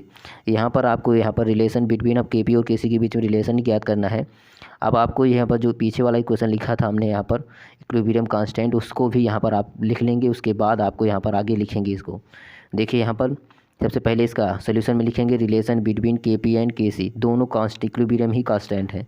अब यहाँ से देखिए सबसे पहले यहाँ पर एक इक्वेशन, फिर से यहाँ पर इक्वेशन लेंगे, कंसीडर किया जाता है एक फॉलोइंग द रिवर्सिबल रिएक्शन। यहाँ पर हम रिवर्सिबल रिएक्शन लेंगे, तब की बार हम इसको रिएक्टेंट लिए थे, इसको प्रोडक्ट लिए थे, अब की बार इसको प्रोडक्ट लेंगे, इसको रिएक्टेंट लेंगे। तो small c capital C plus capital D small d plus capital D stand to हो जाएगा small a capital A plus small b plus capital B है। अब यहाँ से देखिए, अब यहाँ पर लिखेंगे the equilibrium constant for the reaction is expressed in the term of concentration mole प्रति लीटर। यहाँ पर हम इक्विलिब्रियम कांस्टेंट लेंगे, for the reaction is expressed करता है इन टर्म्स ऑफ कंसंट्रेशन। जहाँ पर जो KC लिखा जाता है, यहाँ पर C क्या है, यहाँ पर कंसंट्रेशन होता है, तो इसी को इक्विलिब्रियम कांस्टेंट है आप कंसंट्रेशन कहते हैं। तो equilibrium constant for the reaction expressed in the terms of concentration, जो क्या होता है वो मोल प्रति लीटर में होता है। अब यहाँ से प्रतिक्रिया के लिए, अब यहाँ पर देखिए KC कैसे ज्ञात करेंगे, KC हमने अभी ज्ञात किया था, सेम यही प्रोसेस है। यहाँ पर के सी इक्वल टू हमने जो भी पिछला क्वेश्चन किया था सेम वही इक्वेशन हम आप डायरेक्ट लिख देंगे, बाकी आपको उसका प्रूफ करके यहाँ पर आपको लिखना होगा। तो यहाँ पर देखिए इसका प्रूफ हो जाएगा के सी इक्वल टू हो जाएगा कैपिटल सी की power C into capital D की power D upon capital A की पावर ए इंटू कैपिटल बी की पावर बी हो जाएगा। अब यहाँ से the equilibrium involves gaseous species में देन द कंसंट्रेशन। अब यहाँ से जो कंसंट्रेशन है यहाँ पर जो के सी है सी है यहाँ पर कंसंट्रेशन आर रिप्लेस्ड किया जाता है बाय द पार्शियल प्रेशर। यहाँ पर प्रेशर में से रिप्लेस किया जाएगा ऑफ द गैसियस सब्सटेंस में। तो देन इक्विलिब्रियम कांस्टेंट जो होता है in terms of partial pressure हो जाएगा। तो यहाँ पर जो है के पी आ जाएगा, तो यहीं के पी आ जाएगा, तो यहीं इसका फार्मूला हो जाएगा सिंपली पार्शियल प्रेशर में। तो यहाँ पर इसका फार्मूला चेंज हो जाएगा, इसका फार्मूला यहाँ पर हो जाएगा के सी इक्वल टू यहाँ पर प्रेशर आ जाएगा पी इंटू कैपिटल सी की पावर सी हो जाएगा, पी इंटू डी पावर जो है कैपिटल डी हो जाएगा, and P into A power capital A. अब यहाँ पर देखिए जो यहाँ पर सिर्फ चेंजेस क्या है, यहाँ पर जो है के पी का जो फार्मूला हुआ है यहाँ पर जो के सी के स्थान पर यहाँ पर आप के पी लिख देंगे, बाकी यहाँ पर अंदर जो है पी से मल्टीप्लाई कर देंगे सभी यहाँ पर ये सभी के साथ यहाँ पर पी के साथ मल्टीप्लाई कर देंगे यहाँ पर, और बस यही जो इक्वेशन प्राप्त होगा वहीं आपका के पी का हो जाएगा। सेम यही इक्वेशन लिखा गया है, देखिए सभी की पावर वहीं लिखी गई है, यहाँ पर पी से मल्टीप्लाई कर दी है, तो यहाँ पर पी कैपिटल सी हो जाएगा पावर सी हो जाएगा, पी इंटू कैपिटल डी की पावर डी है, पी इंटू ए का पावर स्मॉल ए है, पी इंटू बी की पावर स्मॉल बी है। अब यहाँ से देखिए इसे क्वेश्चन नंबर फर्स्ट और सेकंड दोनों को मान लेंगे। अब यहाँ पर जो पी ए पी बी और P C and P D where लिखा गया है कि P A P B and P D are represent करता है क्या, पार्शियल प्रेशर होता है, फिर सब्सटेंट यहाँ पर पार्शियल प्रेशर है वो भी substance A B C and D का respectively. If gas are assume किया जाता है बी द आइडियल, यहाँ पर गैस एज्यूम किया जाता है ideal, then according to the ideal gas equation. यहाँ पर जो है गैसेस एज्यूम किया गया आइडियल, अर्थात यहाँ पर आइडियल गैस लिए गए हैं, तो इसका आइडियल गैस का फार्मूला होता है P B equal to N R T. अभी हमने यहाँ पर इसका शुरुआत में ही जिक्र किया था आइडियल गैस और रियल गैस के डिफिनेशन में। तो यहाँ पर P B equal to N R T, तो यहाँ पर हम पी का मान ज्ञात करेंगे, तो पी का मान क्या हो जाएगा, P B equal to N R T हो गया, पी का मान हो जाएगा एन आर टी, यहाँ पर एन आर टी हो जाएगा अपान भी हो जाएगा, जो भी है यहाँ पर डिवाइड में मल्टीप्लाई में इस तरफ आ जाएगा डिवाइड में, तो एन आर टी अपान क्या हो जाएगा भी हो जाएगा, यहीं लिख देंगे। अब यहाँ पर हमने लिख लिया है कि जो कि पी क्या है, पी इज़ द प्रेशर होता है इन पी ऑफ ए का, यहाँ पर जो है पी क्या है जो प्रेशर होता है पी ऑफ ए का, एन क्या है यहाँ पर नंबर ऑफ मोल्स होता है ऑफ गैस का, बी क्या है वॉल्यूम है जिसका मात्रक m3 मीटर क्यूब होगा, और यहाँ पर टी टेम्परेचर है इन्हें केल्विन में, वो भी था इसका मात्रक केल्विन होगा टेम्परेचर का, एन बटा जो भी है यहाँ पर एन बटा भी है क्या है मोल ऑफ कंसंट्रेशन हो जाए, जिसे हम इसमें कैपिटल सी डिनोट्स करेंगे। अब यहाँ से सब्स्टिट्यूट किया जाता है, अब इसी प्रेशर को यहाँ पर इन्हीं इक्वेशन में सब्स्टिट्यूट किया जाएगा, यहाँ पर हम सब्स्टिट्यूट कर देंगे, पी के स्थान पर यहाँ पर हम सब्स्टिट्यूट करेंगे। तो हमने यहाँ पर आगे लिखा है substituting the pressure in terms of concentration के टर्म से यहाँ पर हम कंसंट्रेशन के टर्म में यहाँ पर हम यहाँ पर सब्स्टिट्यूट करेंगे, तो P small A equal to capital A R T हो जाएगा। यहाँ पर सब्स्टिट्यूट करेंगे,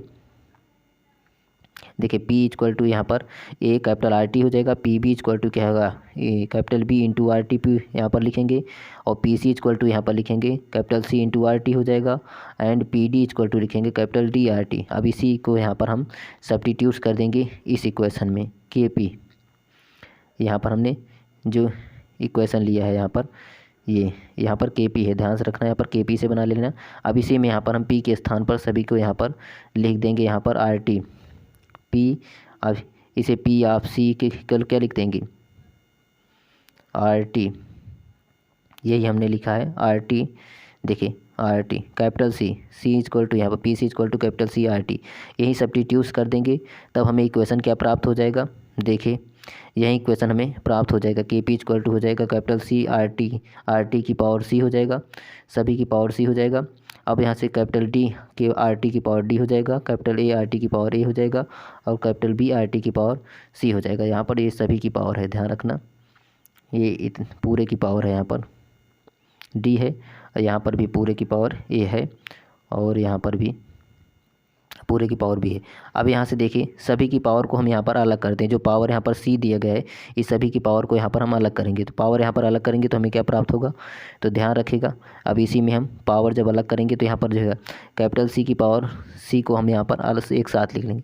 कैपिटल सी की पावर सी को लिख देंगे और आर टी की पावर सी लिख देंगे। सिर्फ यहाँ पर पावर को अलग किया गया है। और कैपिटल डी की पावर यहाँ पर डी है, इसको डी लिखेंगे एंड कैपिटल आर टी की पावर डी लिख देंगे। सिमिलरली यहीं चेंजेस नीचे की तरफ करेंगे। यहाँ पर कैपिटल ए की पावर स्मॉल ए, आर टी की पावर स्मॉल ए हो जाएगा और कैपिटल बी की पावर स्मॉल बी है और आर टी की पावर स्मॉल बी। अब यहाँ पर देखिए यहाँ पर ये और देखिए यहाँ पर इसको और इसको यहाँ पर इनटू एक साथ लिख लेंगे और इसको और यहाँ पर इसको और इसको यहाँ पर एक साथ लिख लेंगे। यहाँ पर ये और ये सभी को एक साथ लिख लेंगे। इनटू में करके हमने देखिए एक साथ लिखा है। यहाँ पर देखिए कैपिटल सी की power C into capital D की पावर डी, आर टी की पावर सी है और आर टी की पावर डी है। और यहाँ पर नीचे देखिए कैपिटल ए की power A and capital B की पावर बी को एक साथ लिखा है और आर टी की पावर ए को इनटू में आर टी की पावर बी एक साथ लिख लिया है। अब यहाँ पर देखिए इन सभी में आर टी की पावर सी और आर टी की पावर सी, देखिए आर टी यहाँ पर सेम है, यहाँ पर इसका बेस सेम है, इसकी पावर अलग है, तो दोनों के यहाँ पर पावर जुड़ जाएगी। इनटू में पावर जुड़ जाती है तो आर टी की पावर यहाँ पर हम सी प्लस डी लिख देंगे। सेम यही केस हम नीचे करेंगे। आर टी की पावर ए और आर टी की पावर बी है तो आर टी की पावर ए प्लस बी लिख देंगे। अब यहाँ पर देखिए अब यहाँ से आर टी की पावर ए प्लस बी है। अब यहाँ पर नीचे की पावर यहाँ पर दोनों की प्लस है, इनको अगर ऊपर ले जाएंगे तो यहाँ पर सेम है, इनको ऊपर ले जाएंगे तो इनटू में आ जाएगा और लेकिन यहाँ पर इसकी पावर जो है यहाँ पर माइनस हो जाएगी। तो यहाँ पर अब माइनस हो जाएगी लेकिन यहाँ पर बेस पहले से ही सेम है, दोनों का बेस सेम है तो यहाँ पर दोनों जुड़ जाएंगे। तो आर टी की power C plus D minus A plus B हो जाएगा और बाकी सभी को हम वैसे ही लिखा है। अब यहाँ पर देखिए ध्यान से सिर्फ इतने इक्वेशन को ध्यान से देखिए। यह के सी का ही मान दिया गया है। हमने जो के सी का मान शुरुआत में निकाला था उसी का मान यहाँ पर दिया गया है, उसी को यहाँ पर हम लिख देंगे। यहाँ पर इसको लिख देंगे तो सिंपली इसी इक्वेशन में देखिए के पी इक्वल टू के सी हो जाएगा और आर टी की power C plus D minus A plus B आ जाएगा। यही जो है रिलेशन होता है के पी और के सी के बीच में रिलेशन होता है। यह क्वेश्चन मोस्ट इंपॉर्टेंट है, यही रिलेशन इसका है, यही इसका रिलेशन है। के पी और के सी के बीच में जो रिलेशन होता है यही है। अब यहाँ पर देखिए जो डेलेन दिया गया है, del n equal to C plus D minus A plus B है। That is the number of moles of gaseous product, the number of moles of gaseous product minus number of moles of gaseous reactant in a balance in a chemical reaction पर। यहाँ पर यही है। अब यहाँ से इस रिलेशन को आप यहाँ पर यही रिलेशन होता है के पी और के सी के बीच में। तो चलिए यहाँ से ये वाला क्वेश्चन समाप्त हो गया। दूसरा क्वेश्चन पढ़ते हैं। क्वेश्चन यहाँ पर है describe the van der Waals equation for state. यहाँ पर वंडर वाल इक्वेशन कई बार क्वेश्चन पूछता है तो डेरिवेशन इसका हम यहाँ पर लगाएंगे। तो वंडर वाल इक्वेशन का डेरिवेशन देखिए, derivation of wonder Waals equation for a real gas में होता है। वंडर वाल इक्वेशन में using the van der Waals equation the volume of real gas is given by, यहाँ पर रियल गैस में volume क्या हो जाएगा, वी एम माइनस बी हो जाएगा। यहाँ पर B M minus B, where जहाँ बी इज द क्या होता है वॉल्यूम ऑक्युपाइड पर मोल, यहाँ पर बी क्या है वॉल्यूम होता है ऑक्युपाइड पर मोल पर। और यहाँ पर देखिए यह रियल गैस में है। अब यहाँ पर आइडियल गैस ला यदि सब्स्टिट्यूट करेंगे तो V equal to V M minus B हो जाता है इज गिवन एस, और यहाँ पर V equal to V M minus B put कर देंगे तो आइडियल गैस का फार्मूला क्या होता है P V equal to N R T, और यहाँ पर हम भी के स्थान पर क्या लिख देंगे वी एम माइनस बी, यही हमने आगे लिखा है आगे। अब यहाँ से आगे बिकॉज द इंटरमॉलिक्यूलर अट्रैक्शन होता है पी हैज़ मॉडिफाइड, बिकॉज यहाँ पर intermolecular attraction P was modifies किया जाता है इस बिलो। तो देन यहाँ पर इसका इक्वेशन हो जाएगा for a real gas equation क्या हो जाएगा, यहाँ पर देखिए इसका हो जाएगा यहाँ पर P plus A upon V M square हो जाएगा यहाँ पर, और V M minus B equal to R T हो जाएगा यहाँ पर। और यहाँ पर इसी को ध्यान से देखिए, यदि यह नंबर ऑफ मॉलिक्यूल्स आ जाएं तो यहाँ पर आइडियल गैस का तो यहाँ पर P plus A N square भी स्क्वायर हो जाएगा यहाँ पर, और भी माइनस एन बी हो जाएगा equal to N R T हो जाएगा। अब यहाँ पर जो वी एम क्या है मोलर वॉल्यूम होता है ऑफ द गैस। देखिए वंडर वाल इक्वेशन यही है, यह जो इक्वेशन है यही इक्वेशन होता है वंडर वाल इक्वेशन होता है। ये वाला इक्वेशन जो है वंडर वाल इक्वेशन होता है फॉर ए रियल गैस के लिए। यहाँ पर यदि ये देखिए, अब यहाँ पर जो आर है क्या है, देखिए सिमिलरली पी क्या है यहाँ पर प्रेशर होता है, भी वॉल्यूम है, और आर क्या है यहाँ पर यूनिवर्सल गैस कांस्टेंट होता है। ध्यान रखना, आर क्या है यूनिवर्सल गैस कांस्टेंट है, टी क्या है टेम्परेचर है, एन नंबर ऑफ मॉलिक्यूल्स है, और यहाँ पर भी तो यहाँ पर सभी दिए गए हैं, बाकी यहाँ पर हो गया। अब यहाँ से देखिए भी वॉल्यूम है, भी यहाँ पर क्या है वॉल्यूम है। अब यहाँ पर देखिए कई बार क्वेश्चन पूछता है कि करेक्टर प्रेशर क्या है। करेक्टर जो प्रेशर है, यहाँ पर हमें करेक्टेड प्रेशर के बारे में लिखना है, तो पी यहाँ पर जो पहला पार्ट होता है P plus A N square upon भी, यहाँ पर जो पहला पार्ट होता है यह करेक्टेड प्रेशर होता है, और यहाँ पर जो दूसरा पार्ट होता है यहीं इसकी डिफिनीशन कई बार पूछता है कि करेक्टेड प्रेशर की डिफिनीशन और करेक्टेड यहाँ पर वॉल्यूम की करेक्टेड वॉल्यूम की डिफिनीशन लिखिए। तो करेक्टेड प्रेशर की डिफिनीशन यहाँ पर ये है, और करेक्टेड वॉल्यूम की यहाँ पर डिफिनीशन ये है, और यहाँ पर ये क्या है करेक्टेड प्रेशर की डिफिनीशन है। देखिए आगे यहीं लिखा गया है P प्लस ए एन, जो यहाँ पर दिया है कि P plus A N square upon भी स्क्वायर क्या है रिप्रेजेंट करता है करेक्टेड प्रेशर को, एंड यहाँ पर V माइनस जो एन बी है रिप्रेजेंट करता है करेक्टेड वॉल्यूम को। The van der Waals equation for a real gas account for the derivation from ideal gas behaviour where, जहाँ पर A एंड B क्या होता है वंडर वाल कॉन्स्टेंट होता, और यहाँ पर जो A और B होता है क्या है वंडर वाल्स इसमें कॉन्स्टेंट है, A और B क्या है वंडर वाल कॉन्स्टेंट है। अब यहाँ से कई बार क्वेश्चन पूछता है कि वंडर वाल इक्वेशन लिखिए फॉर वन मॉलिक्यूल्स के लिए। यहाँ पर वन मॉलिक्यूल्स के लिए क्या हो जाएगा, यहाँ पर एन का मान क्या हो जाएगा, यहाँ पर वन रख देंगे तो सिंपली हमें फार्मूला क्या प्राप्त हो जाएगा P प्लस ए अपॉन भी स्क्वायर हो जाएगा, और यहाँ पर B minus B equal to R T, यही फार्मूला हो जाएगा। तो यह भी इक्वेशन होता है wonder Waals equation for one molecules के लिए। अब यहाँ पर देखिए यह क्वेश्चन यहाँ पर समाप्त हो गया। अब यहाँ से वंडर वाल इक्वेशन कैन भी रिड्यूस किया जाता है आइडियल गैस के लिए, तो आइडियल गैस के लिए सिर्फ P V M equal to R T होता है, और रियल गैस के लिए हमने वही क्वेश्चन बता दिया P प्लस ए अपॉन भी स्क्वायर और B minus B equal to यहाँ पर आर टी, यही फार्मूला होता है रियल गैस के लिए, और यहाँ क्या होता है wonder Waals equation ideal gas के लिए। अब यहाँ से देखिए क्वेश्चन नंबर C है, इसूलेट कीजिए postulate and limitation of Werner theory. Werner theory का यहाँ पर हमें पॉस्टुलेट लिखना है और लिमिटेशन भी लिखना है। तो चलिए वर्नर सिद्धांत के प्रतिपादन और सीमाओं की व्याख्या कर कीजिए यहाँ पर है। तो सोल्यूशन में सबसे पहले वर्नर थ्योरी, तो देखा वर्नर थ्योरी का पूरा नाम है यहाँ पर अल्फ्रेड वर्नर इन 1898 में प्रपोज किया वर्नर थ्योरी। यहाँ पर 1898 जो है यहाँ पर इन्हें एक वर्नर थ्योरी दिया, एक्सप्लेन किया the structure of coordination compound.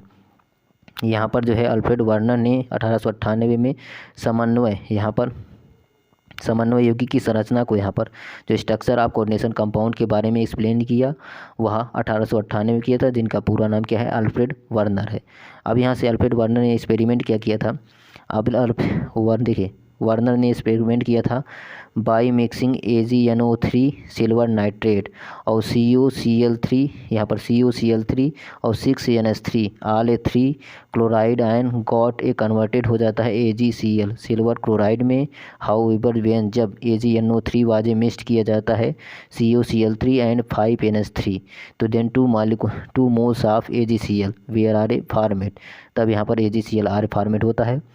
Werner का जो प्रयोग है यहाँ पर वर्नर का प्रयोग लिखा गया है हिंदी में कि AgNO तो सिल्वर नाइट्रेट को CuCl के साथ मिलाकर के 3,6NH3 यहाँ पर 3,6NH3 3 क्लोराइड आयन जो है AgCl में परिवर्तित हो जाएगा। हालांकि यहाँ पर जो जब AgNO3 देखिए AgNO3 एंड CuCl3 5NH3 के साथ मिलाया गया तब 2 AgCl का मोल प्राप्त हुआ। यही है यहाँ पर इसका वर्नर सिद्धांत। फर्दर आगे यहाँ पर जब उन्होंने आने मिक्सिंग किया CuCl3 4NH3 भी थी यहाँ पर AgNO3 का, तो 1 मोल्स ऑफ यहाँ से जब इन्होंने CuCl3 और 4NH3 अमोनिया को यहाँ पर जब मिक्सिंग किया तो यहाँ पर AgNO3 1 मोल्स प्राप्त हुआ, AgCl वाजे फॉर्मेट हुआ। बाकी यहाँ पर आगे जब इन्होंने AgNO3 CuCl3 5NH3 के साथ मिलाया तब इन्हें 2 AgCl प्राप्त हुआ था। और यहाँ पर इन्होंने जब 4NH3 अमोनिया मिलाया तब यहाँ पर आपको इनको एक AgCl फार्मेट हुआ। तो based on observation the following Werner theory was postulate. अब यहाँ से इसी के सिद्धांत इन्हीं यहाँ पर यही एक्सपेरिमेंट इन्होंने किया था। अब यहाँ से आगे देखिए इनका पॉस्टुलेट्स क्या है।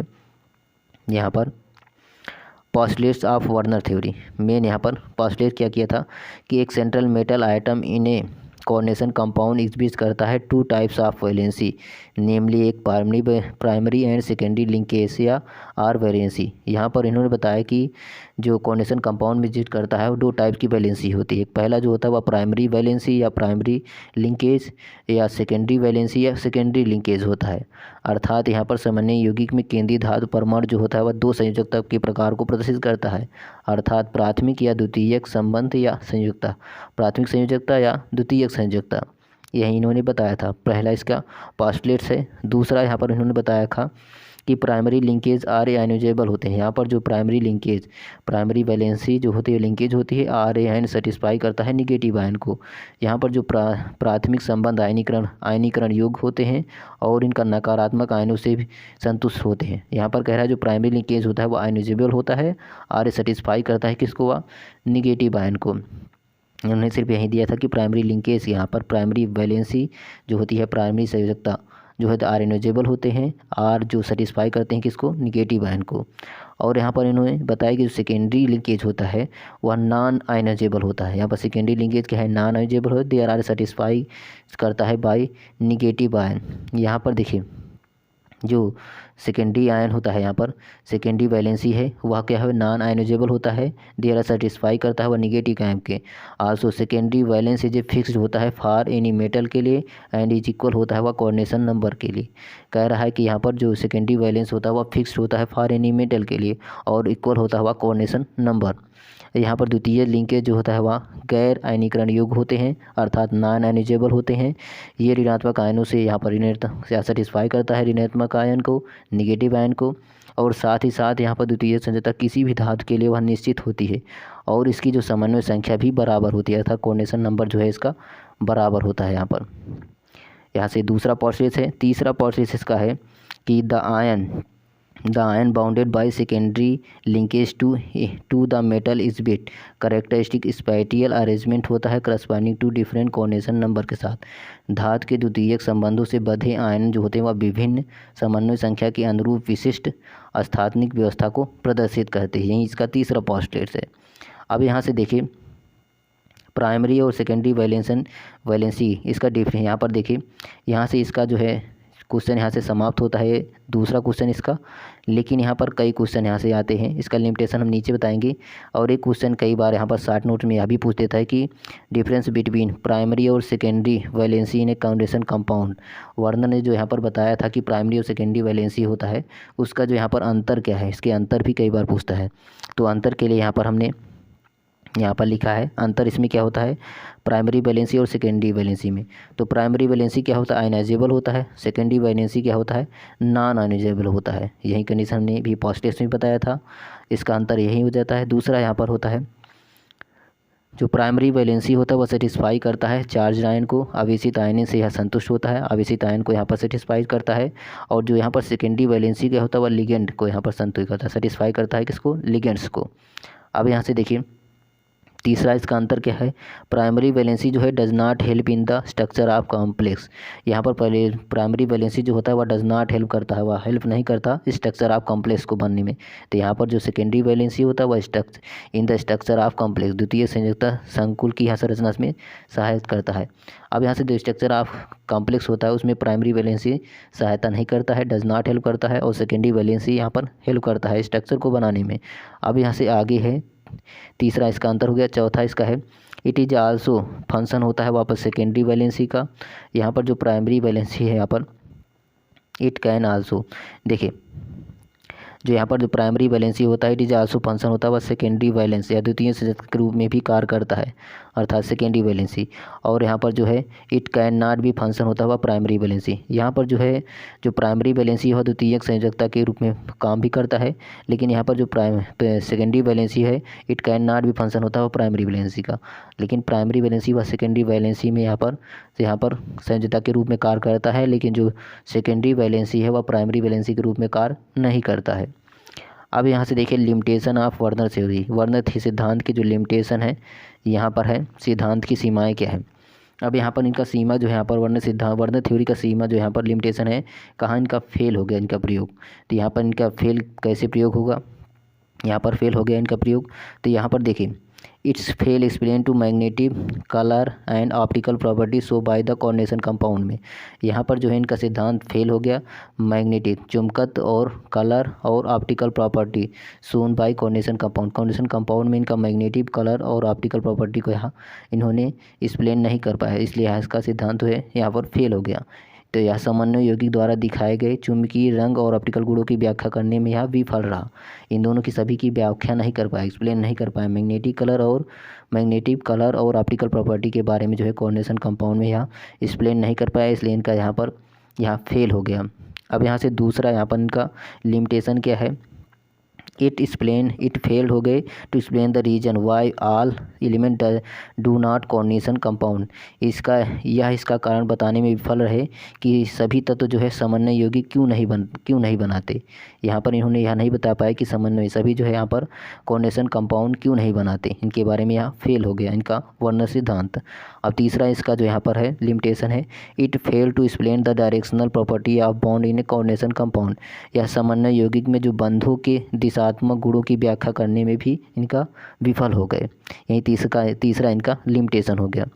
चौथा इनका लिमिटेशन है यहाँ पर, this theory does not explain the stability of the complex. यहाँ पर जो है यह सिद्धांत जो है कॉम्प्लेक्स की स्थिरता को व्याख्या नहीं कर, इसका स्टेबिलिटी की यहाँ पर जो कॉम्प्लेक्स की जो स्थिरता है वह उसका इस थ्योरी ने यहाँ पर एक्सप्लेन नहीं कर पाया, अर्थात वर्णन ने यह एक्सप्लेन नहीं कर पाया कि स्टेबिलिटी ऑफ कॉम्प्लेक्स, यह सिद्धांत जो है कॉम्प्लेक्स की स्थिरता की व्याख्या नहीं करता है, इसलिए इनका सिद्धांत फेल हो गया।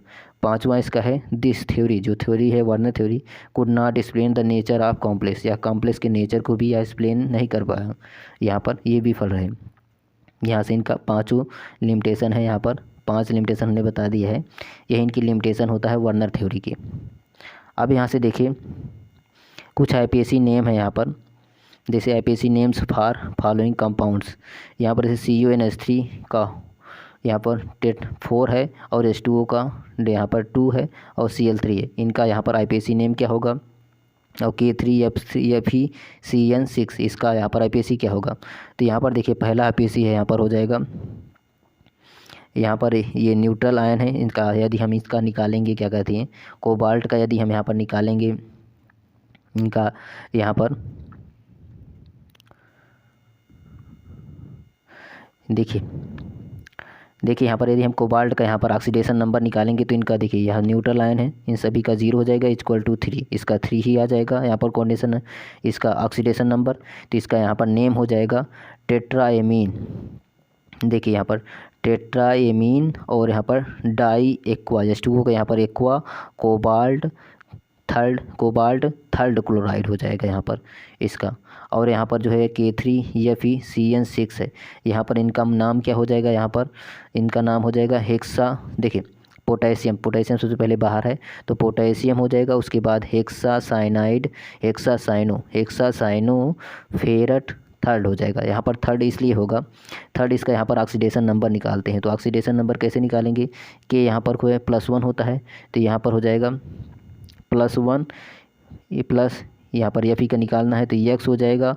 और साइनाइड का क्या होता है यहाँ पर, साइनाइड का होता है यहाँ पर -1 इंटू क्या हो जाएगा 6 इक्वल टू 0, तो X इक्वल टू यहाँ पर क्या हो जाएगा, यहाँ पर इंटू 3 होगा, क्योंकि यहाँ पर पोटेशियम के 3 अणु हैं, तो 3 इंटू N हो जाएगा। तो X इक्वल टू क्या हो जाएगा, X इक्वल टू हो जाएगा यहाँ पर 6 - 3, और यहाँ पर इसमें जाएगा तो सिर्फ 3 ही बचेगा, तो इसका 3 हो जाएगा। तो इसीलिए यहाँ पर जो है पोटेशियम हेक्सासाइनोफेरेट थर्ड हो जाता है। अब यहाँ से सिमिलरली सी वाला यहाँ पर मान निकालेंगे तो सी का क्या है K2 है, PD पैलेडियम जिसे कहते हैं, क्लोरीन Cl4 है। अब यहाँ से इनका ऑक्सीडेशन नंबर निकालेंगे। सबसे पहले ऑक्सीडेशन नंबर कैसे निकलेगा, अब यहाँ से K का क्या होता है +1 होता है, तो यहाँ से हम +1 लिखेंगे इंटू कितने अणु हैं अभी कितने पोटेशियम है 2, तो यहाँ पर हम 2 लिख लेंगे, प्लस हो जाएगा। इसका निकालना है इसे x मान लेंगे और इसको प्लस हो जाएगा यहाँ पर प्लस Cl क्लोरीन के क्या होता है -1 और कितने अणु हैं 4, तो 4 गुणे -1 हो जाएगा इक्वल टू 0 हो जाएगा। अब यहाँ से हो जाएगा 2 प्लस x, इसका 4 गुणे -4 हो जाएगा। अब यहाँ से देखिए अब इसको यस करेंगे, इसको इस तरफ ले जाएंगे तो 4 प्लस हो जाएगा और 2 उस तरफ जाएगा तो माइनस हो जाएगा, x में से 2 जाएगा तो क्या आ जाएगा यहाँ पर 2 आ जाएगा, तो यस का मान 2 आ गया। अब इसका नाम क्या हो जाएगा, पोटेशियम सबसे पहले बाहर है तो पोटेशियम हो जाएगा, क्लोरीन का लिखेंगे तो टेट्राक्लोराइड हो जाएगा, और यहाँ पर ये PD क्या है पैलेडेट हो जाएगा, पैलेडेट्स, और यहाँ पर हमने यहाँ पर ऑक्सीडेशन नंबर 2 निकाला तो पैलेडेट सेकेंड्स हो जाएगा, यहाँ पर इसका यही हो जाएगा इसका IPAC नेम। तो IPAC नेम निकालने के लिए सबसे पहले आपको ऑक्सीडेशन नंबर निकालेंगे, उसके बाद इसका नाम रखेंगे। अब यहाँ से देखिए ऑक्सीडेशन नंबर हमने यहाँ पर कई का निकालना कैसे निकाला जाता है इसके बारे में बताया है। तो oxidation number of metal atom in following complex, यहाँ पर PtCl4 2 निगेटिव है, इसका कॉम्प्लेक्स यहाँ पर ऑक्सीडेशन नंबर निकालना है। तो ऑक्सीडेशन नंबर कैसे निकालेंगे, देखिए यहाँ पर हमें PT प्लेटिनियम का निकालना है तो इसे x मान लेंगे। क्लोरीन क्या होता है, क्लोरीन 1 निगेटिव होता है, यह हाइड्रोजन परिवार के तत्व हैं तो इसका 1 निगेटिव होगा, और यहाँ पर इसके क्लोरीन के 4 और हैं तो 4 गुणे -1 और -4 हो जाएगा तो -x -4, और यहाँ पर इसकी पावर 2 निगेटिव है, यहाँ पर पूरे की पावर 2 निगेटिव है तो निगेटिव बाहर है तो इक्वल टू -2 होगा, इक्वल टू -2 हो जाएगा। अब -4 को इस तरफ ले आएंगे तो क्या हो जाएगा 4 - 2, जिसमें से 2 घट जाएगा, इसका मान 2 आ जाएगा। यहाँ पर इसका ऑक्सीडेशन नंबर इसलिए प्लेटिनियम का 2 हो जाएगा। अब यहाँ से देखिए इसका हम यहाँ पर निकालेंगे तो यहाँ पर देखिए H2O क्या है, जल है, न्यूट्रल है, इसका मान 0। साइनाइड क्या होता है -1 होता है, और En क्या है यहाँ पर इसका मान भी यह न्यूट्रल होता है, या भी इसका मान 0 होता है, इसका 0 हो जाएगा। तो इसका निकालना है तो x इसका +0, H2O न्यूट्रल है, साइनाइड का -1 +0। अब यहाँ से देखिए यहाँ से En की पावर 2 है और इक्वल टू 2 पॉजिटिव पहले से दिया गया है, अब -1 को उस तरफ ले जाएंगे तो x इक्वल टू 3 हो जाएगा, यही इसका हो जाएगा यहाँ पर ऑक्सीडेशन नंबर। ऑक्सीडेशन नंबर एक और है यहाँ पर CrNH3 3Cl है, इसका निकालेंगे। Cr इसका निकालना है क्रोमियम का, x हो जाएगा। NH3 क्या है न्यूट्रल आयन है, इसका 0 यहाँ पर न्यूट्रल है। अब यहाँ से सी क्लोरीन का निगेटिव होता है, 3 गुणे -1 हो जाएगा इक्वल टू 0। अब यहाँ से 3 -1 -3 हो जाएगा, उस तरफ जाएगा तो प्लस, इसका ऑक्सीडेशन नंबर +3 आ जाएगा। इसी तरह ऑक्सीडेशन नंबर निकालना है, ऑक्सीडेशन नंबर निकाल कर ही आप IPAC नेम निकाल सकते हैं। तो चलिए यहाँ से वीडियो अब समाप्त हुई। अगर आपको इसका PDF चाहिए तो डिस्क्रिप्शन में आपको लिंक मिल जाएगा, टेलीग्राम लिंक ज्वाइन कीजिए, अन्यथा ऊपर डायरेक्ट आपको एक वेबसाइट का लिंक मिल जाएगा, आप वहाँ जा कर के उस वेबसाइट को फॉलो कीजिए, वहाँ पर आपको उसका PDF मिल जाएगा। तो चलिए, अगर आपको वीडियो अच्छी लगी हो तो वीडियो को लाइक शेयर कमेंट जरूर कीजिएगा। Thanks for watching.